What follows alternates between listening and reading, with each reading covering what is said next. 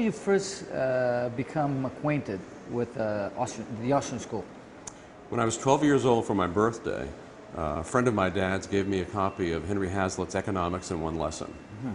And so I trace everything to that wonderful man who gave me that a great gift that's lasted my whole life. And it was my great privilege to know Henry Hazlitt too, mm-hmm. who was a brilliant intellectual, great economist, great journalist, also a great TV guy, by the way. He was astounding to me. He was on a lot of TV shows, serious TV shows in the mm-hmm. 1940s. Very, very effective TV star too. Mm-hmm. But that book, Economics in One Lesson, I still recommend it to people. Mm-hmm. It still is probably, certainly one of the best ways to get introduced to Austrian economics still right this minute. Mm-hmm. Did you become a libertarian right away, or was there a different event that made you become a full libertarian? Well, you know, Ron Paul says we're born libertarians, so at least some of us. So I always remember an incident in the 7th grade, excuse me, I always remember an incident in the 7th grade when our teacher was talking, and this is before the 1964 Civil Rights Act in the United States, but he was advocating the abolition of freedom of association, that businesses, for example, this was the specific case, should not be able to choose their customers, that they should not be able to quote-unquote discriminate. So I remember arguing with the teacher, and I said, just seemed to me a violation of his rights. That was about the level of my argument. Mm-hmm. But I thought, why, if, you know, maybe you or I would think it's crazy that he wants to just have red-headed or bald-headed people or whatever go into his business, but why isn't that his choice?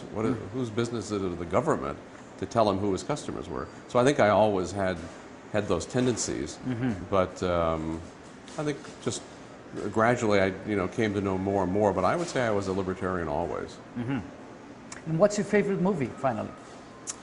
Well, you know, Murray Rothbard was the great movie maven. Uh-huh. In fact, I hope someday to edit a book of his movie reviews. He could have been a professional movie reviewer, among many other things he could have done in life.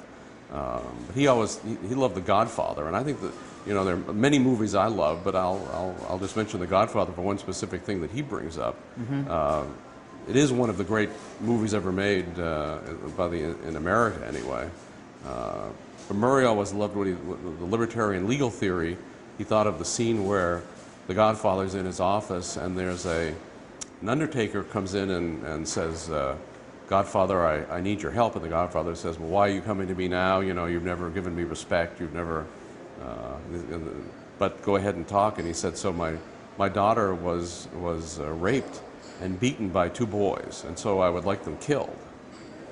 And so the Godfather says, well, he said, you know, they didn't kill her, so really we can't kill them. But he said, I'll have them beaten up and their bones broken.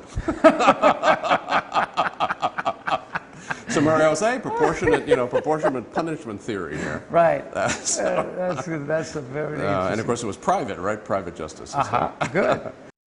So Lou, thank you very much for the interview. Thanks for having you here at our conference. It's an honor. Oh, Hiller, it's my honor. Congratulations on all you're doing. The whole world is excited about it. Thank you.